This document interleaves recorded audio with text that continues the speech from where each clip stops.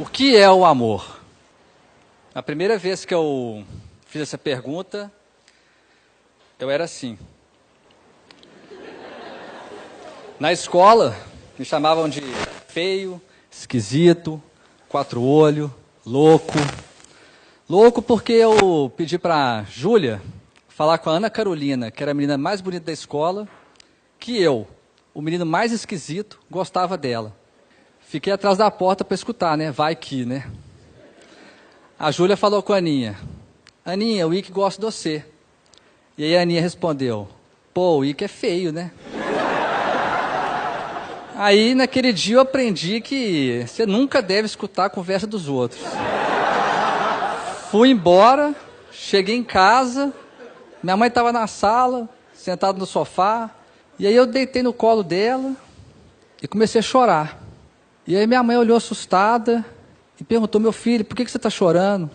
E aí eu olhei para minha mãe e perguntei, mãe, será que algum dia alguma garota vai gostar de mim? E aí minha mãe começou a chorar. Foi o efeito reverso. Passou um tempo, meu pai chegou, viu aquela cena, duas caras inchadas, e aí ele perguntou, por que vocês estão chorando? E aí eu olhei para ele, falei, sei lá. E aí ele fez uma cara e falou, ok, minha família é louca. E aí a gente começou a rir, e minha mãe me abraçou e falou, confiança. Meus pais tinham essa mania de responder tudo de forma enigmática. Sempre soltava um enigma e se vira. Claro que com aquela idade eu não fazia ideia do que era essa palavra. Eu fui começar a entender isso, quando eu completei 15 anos e me apaixonei pela minha vizinha Duda. Um dia, teve uma festa dançante e as meninas ficavam sentadas, esperando os meninos chamarem para dançar.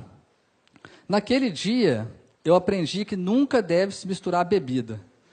Eu misturei coca com suquita, fiquei doido e comecei a andar em direção à Duda. E aí meus amigos do meu lado começaram, que isso, filho, você está indo? Volta aqui, você está doido? E eu fui. Quando eu parei na frente dela, os homens que estão aqui vão me entender.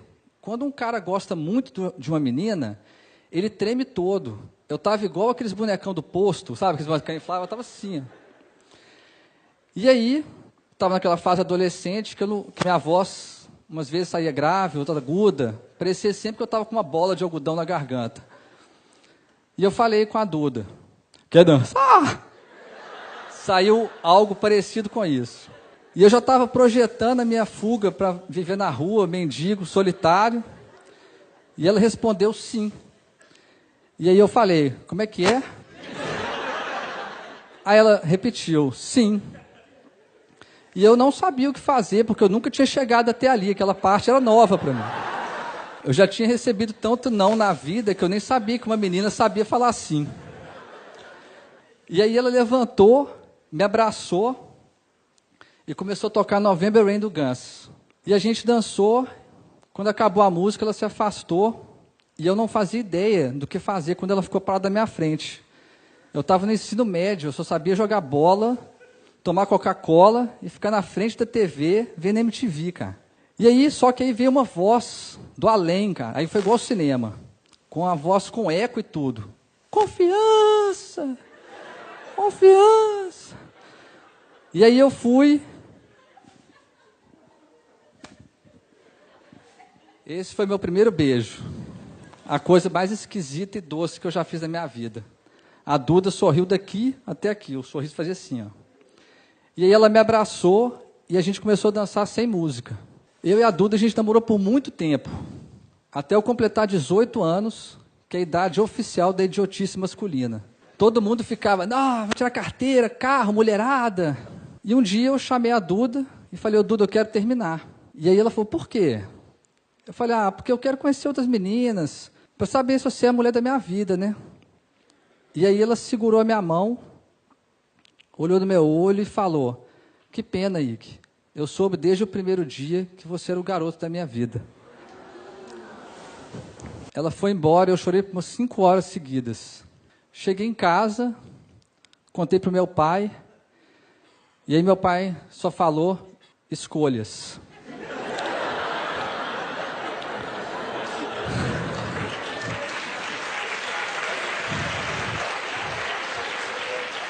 Eu passei muito tempo sem entender aquilo, obviamente. E muito tempo sem encontrar ninguém, até eu encontrar um novo amor. Um dia, essa menina veio e falou, que eu quero terminar. E eu falei, por quê? O amor acabou? E ela falou, não, o amor não acabou, mas não é esse amor que eu quero. E eu falei, qual amor você quer? E aí ela falou, eu quero me jogar de um precipício sem saber se vai ter alguém para me segurar. E eu falei, pô, isso é hora de poema, cara? Quem está terminando comigo é o seu, a Clarice Lispector. E aí ela começou a rir, você é demais, e me abraçou e foi embora. Eu falei, gente, eu sou demais, um poema e um término. Voltei para casa, meu pai veio falar comigo, eu falei, não, hoje não é com você. Hoje eu quero falar com a minha mãe. E cheguei, comecei a contar para minha mãe, eu estava sofrendo, cara, e chorando, contando para ela. E aí quando eu cheguei na parte do poema e recitei o poema, a minha mãe abriu um sorriso daqui até aqui. Eu falei, mas você está de brincadeira. E aí, a única coisa que ela falou foi esperança. E é com essa palavra que eu começo a história que mudou completamente a minha vida e me trouxe até aqui. Era junho de 2013, minha namorada terminou comigo um pouco antes dos namorados. Eu saí do carro dela igual um zumbi. E a única coisa que vinha na minha cabeça era a voz dela dizendo, eu amo você. Cheguei em casa, contei para o meu pai, falei, pai, por que ela terminou comigo? Tem amor aqui dentro. E eu sei que tem amor dentro dela. E meu pai falou, meu filho, quando alguém entra na sua vida e depois de um tempo vai embora, pode ser qualquer coisa, menos amor. Construa uma nova história.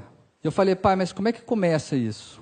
Ele falou, não se preocupe, todo começo vem de um final. E aquilo bagunçou a minha cabeça, porque eu comecei a lembrar que todos os meus namores começaram porque um terminou, eu só entrei no emprego porque a faculdade terminou, e aquilo deu um loop infinito. E quando eu estava começando a ficar bem, uma semana depois, meu pai foi diagnosticado com uma doença rara e degenerativa, queria matar ele em 90 dias. Na hora que a gente recebeu o diagnóstico, eu e minha mãe começamos a chorar, xingar tudo, gritar, e meu pai na nossa frente, parado, normal, sereno. E eu comecei a xingar meu pai. Eu falei, pai, por que você não está chorando? Por que você não está chorando? E ele falou, olha para mim, meu filho. E a única coisa que eu pensava é, como é que eu vou olhar para a pessoa que eu mais amo no mundo, sabendo que ela vai morrer? E eu não consegui olhar. E meu pai me segurou, falou, olha para mim. E aí eu olhei, e ele falou, se você soubesse que hoje era o último dia da sua vida, você ia passar de chorando. E aí eu e minha mãe ficamos parados. E eu falei, pai, você não pode morrer. E ele falou, meu filho, todo mundo vai morrer. E eu falei, pai, mas todo mundo vai morrer. E a gente, o que a gente vai fazer? Ele só respondeu, viver. E foi isso que a gente foi fazer. A gente foi viver. Voltamos a fazer coisas simples, como almoçar juntos, ir ao cinema e jantar junto. Até que a doença começou a tentar impedir meu pai de viver. E tirou a capacidade dele de falar. Eu comprei um iPad, entreguei para ele, e ele começou a escrever. Tinha uma pergunta para mim e para minha mãe. Eu peguei o iPad e comecei a escrever. Entreguei para minha mãe e a minha mãe começou a escrever. E meu pai começou a chorar, porque ele percebeu que a gente ia viver aquilo com ele. Se ele não falava, a gente não falava, a gente não ia abandonar ele. Aquelas conversas viraram lições de vida, porque eram conversas sobre o amor, sobre os inúmeros foras que eu tomava e continuo tomando, e sobre o amor que ele tinha com a minha mãe. Eu peguei aquelas conversas que viraram textos e publiquei num blog, e viralizou na internet. Milhões de pessoas liam os textos. Várias editoras do país me procuraram para publicar um livro. Eu nem sabia que meu pai escrevia e que o sonho dele era publicar um livro. Cheguei em casa correndo, falei, pai, nós vamos publicar um livro. E aí ele começou a chorar, tremer e engasgou. Eu corri e chamei minha mãe, mãe, papai está passando mal. E minha mãe veio correndo. E aí eu peguei o iPad, entreguei para ele, e ele escreveu, será que vai dar tempo? E aí eu saí correndo, desesperado, para a editora, e falei, eu não quero dinheiro, eu não quero nada. Eu só quero que o livro saia o mais rápido possível, para meu pai poder ver isso. E eles falaram, você tem todos os textos? Eu falei, tenho. Então me manda agora. Eu voltei para casa correndo, e falei, pai, nós temos que mandar os textos agora, você quer alguma coisa? E ele falou, quero que o último texto seja o meu. Eu falei, tá bom, qual que é o texto? Ele falou, eu acabei de escrever, mas você precisa me prometer uma coisa. Eu falei, o que que foi? Você só pode ler depois que eu morrer. Eu falei, pai, como assim, pai? E eu falei para ele, tá bom, pai, então você tem que me prometer uma coisa. E ele escreveu o quê? Você não pode morrer. E aí, eu e meu pai cumprimos a promessa. A gente lançou o nosso livro, Faça Amor, Não Faça Jogo. Mais de 400 pessoas no lançamento, eu, meu pai, minha mãe, minha sobrinha. O livro virou best-seller no país. Só que aí a doença tentou impedir meu pai de viver. E tirou a capacidade dele de andar. E colocou ele na cadeira de rodas. E agora a gente tinha rodas. O que a gente ia fazer? Meu pai amava viajar. A gente transformou a cadeira no avião. E todo dia, pela manhã, a gente descia para a nossa pista de decolagem, fazia um plano de voo. E aí eu separei um dia para vocês.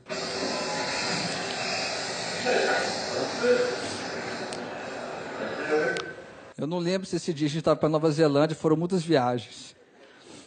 E sempre que a gente terminava, pousava, eu pegava o iPad, entrava no país que a gente estava e a gente ficava vendo as imagens. Estudava a cultura do país e tudo. Meu pai, há mais de 30 anos, ia toda sexta-feira com 2 irmãos na mesma pizzaria. Ele continuou indo de cadeira de rodas. Só que a doença tentou impedir meu pai de viver e tirou a capacidade dele de comer. E aí os irmãos deles, meus tios, começaram a ir lá em casa toda sexta-feira e falaram que a pizzaria não tinha graça sem meu pai. E aí eles ficavam rindo, dando risada, e meu pai começou a chorar quando eles fizeram isso, porque ele viu que os irmãos dele não iam abandonar ele, e não abandonaram. Foram lá em casa toda sexta-feira até o último dia de vida do meu pai.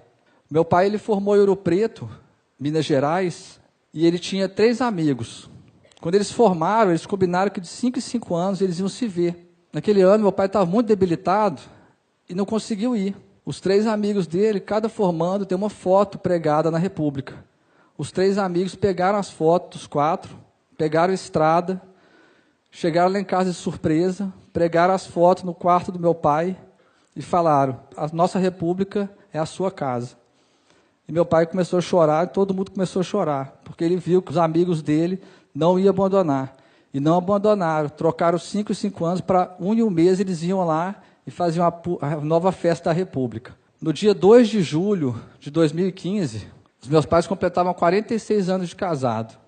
Todo aniversário de casamento, os meus pais faziam isso aqui, ó. Eles dançavam. Naquele ano, meu pai não conseguia ficar em pé.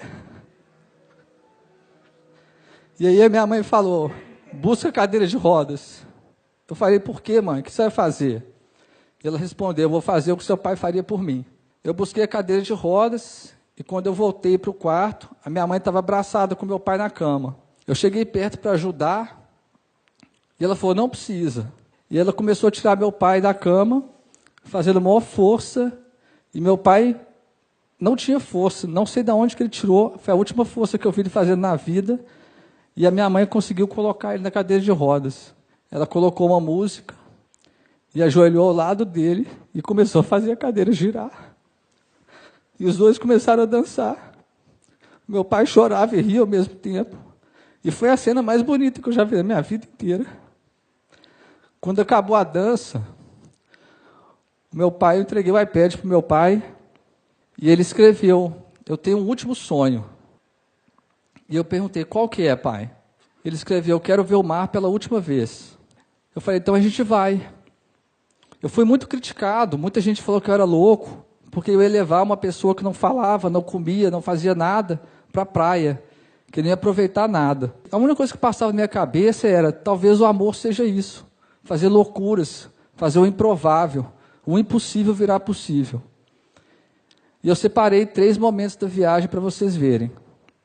O início, o meio e o fim. Quando a gente voltou da viagem, meu pai estava muito debilitado. Ele pegou o iPad e começou a escrever. Meu filho, eu estou sentindo muita dor.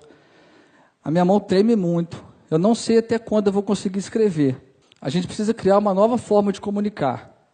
Se eu piscar uma vez é sim, 2 é não e 3 é eu te amo. No dia 23 de agosto de 2015, o meu pai faleceu. Os médicos tinham dado 90 dias. Meu pai viveu por mais de 1095. Eu resolvi contar um pouquinho dessa história aqui, porque eu vejo o mundo distorcendo, complicando demais as coisas. Fique com alguém que faz isso, que te dê aquilo. E todas essas regras e exigências são criadas pela cabeça. O amor é criado aqui dentro, no coração. O resto todo é ilusão. Eu vejo a sociedade exigindo demais status sociais, bens materiais, pedindo que os pais coloquem os filhos nas melhores escolas, nas escolas mais caras, que estudem 3 línguas, que as esposas sejam as melhores amantes, sejam bem-sucedidas. E eu queria dizer para todos vocês que tudo isso não significa nada. A única coisa que o bem mais valioso que vocês têm, podem dar para alguém que você ama, é o seu tempo. Aquele tempo que a pessoa deita no seu colo e você fala, vai ficar tudo bem. A pessoa que você ama só precisa que você passe pela confiança, que esteja ao lado dela nas suas escolhas e que principalmente dê a ela esperança. Esse é o meu primeiro pedido. Dê o seu tempo para a pessoa que você ama. Muita gente acha que é fácil eu pedir isso porque acha que a minha relação com meu pai é perfeita. E não existe nada perfeito no mundo. Eu e meu pai eram cheios de defeitos, nós seres humanos somos cheios de defeitos. Quantas vezes meu pai entrou no meu quarto e eu falei, pai, me deixa em paz, estou tocando guitarra. Pai, me deixa em paz, estou jogando videogame. E sabe o que ele fazia? Ele sorria. Eu tratava ele mal e ele sorria. Ele rebatia a minha raiva, a minha paciência com amor. E foi isso que ele me ensinou. Quando alguém que a gente ama nos tratar mal, em vez de tratá-la mal de volta, dê o seu amor. Porque o amor é a única forma capaz de transformar o mundo e as pessoas. O meu pai me transformou, ele me salvou. Ele nunca desistiu de mim. E esse é o meu último pedido. Nunca desista da pessoa que você ama. E agora, vocês devem estar querendo saber o que é o amor. Acreditar. Esse é meu enigma. A forma mais bonita que eu aprendi para deixar um pouco do meu amor dentro de todos vocês que estão aqui. Fique com Deus. Obrigado.